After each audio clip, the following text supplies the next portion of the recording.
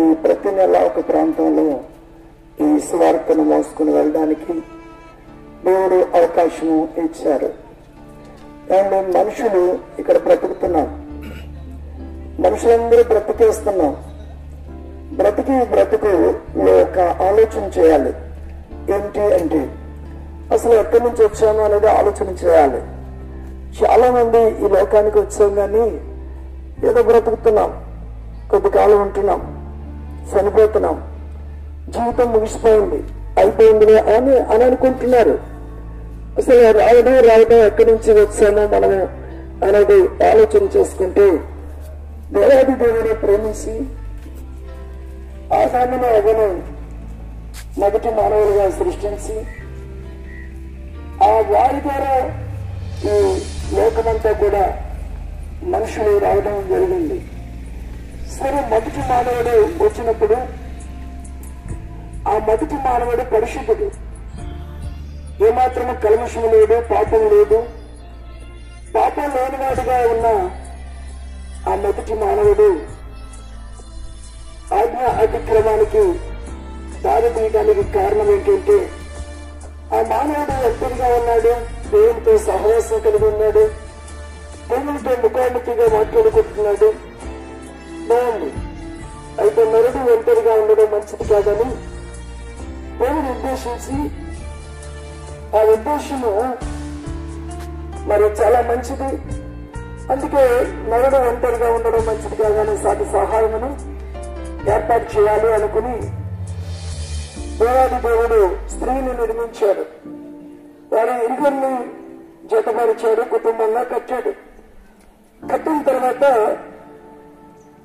ఒక ఆజ్ఞ ఇచ్చాడు, 20 తోటల పొలాలన్నీ మీరు తినొచ్చు, కానీ ఈ చెట్టు పొలం ఒకటి మంచి చెట్టు నుంచి జీవవృక్షం కలిగిన పొలాలు మీరు తినకూడదు, తినే రోజున చచ్చిపోతారని చెప్పాడు.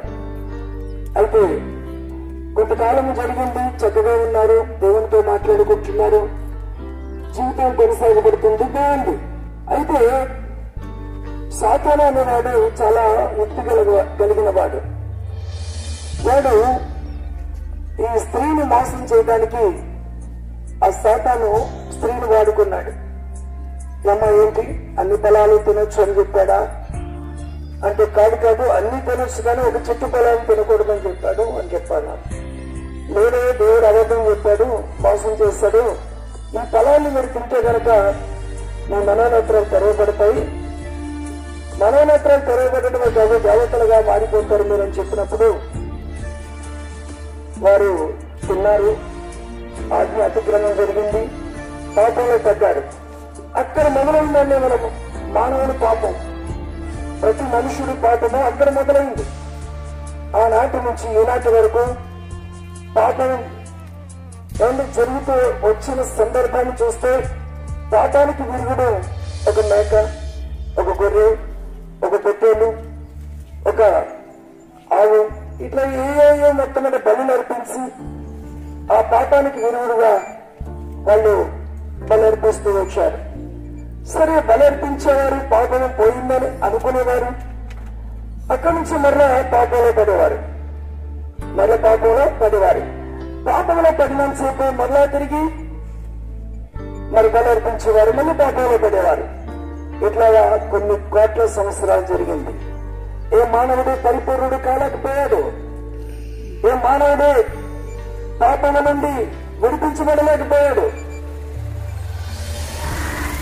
ఏ మానవుడు కూడా ఆ పరలోక రాజ్యానికి చేర్చబడ్డానికి అవకాశం లేనటువంటి ఆ మొదటి ఆదాము అవ్వమ్మ చేసిన పాపం వలన ప్రతి ఒక్కరు కూడా పాపంలోనే జీవిస్తూ వచ్చారు.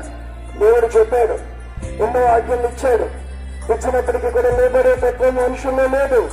ఎందుకో తెలుసా, మనుషుడు ఎవరినైనా బాల్యము నుండి చెడిపోయింది. ఆ చెడిపోయిన స్థితిని బట్టి ఏ మానవుడు పరిపూర్ణుడు కాలేదు. అందుకే దేవుడు చూశాడు, ఈ లోకాన్ని చూశాడు, ఈ లోకాన్ని ప్రేమించాడు. ఈ లోకమంతా మనమే.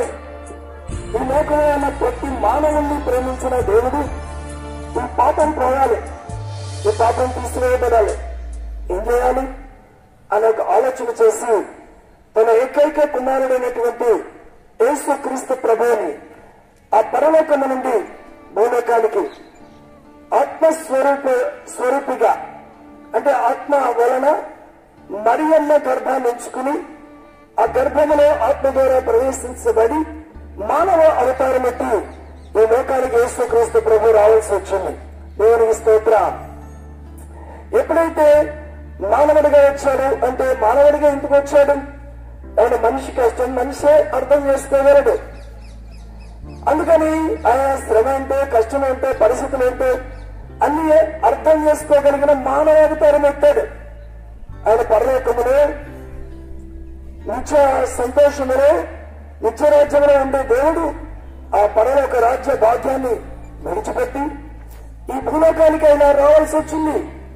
వచ్చిన ఆయన సాధారణమైన జీవితం జీవించి 30 సంవత్సరాల వయస్సు వరకు ఆయన నేర్చుకుంటూ మందిరానికి వెళుతూ ఒక సాధారణ మానవుడు ఎలా జీవించాలో ఈ 30 సంవత్సరాల జీవితంలో కూడా ఎక్కడ పాపం లేదు ప్రభుకి.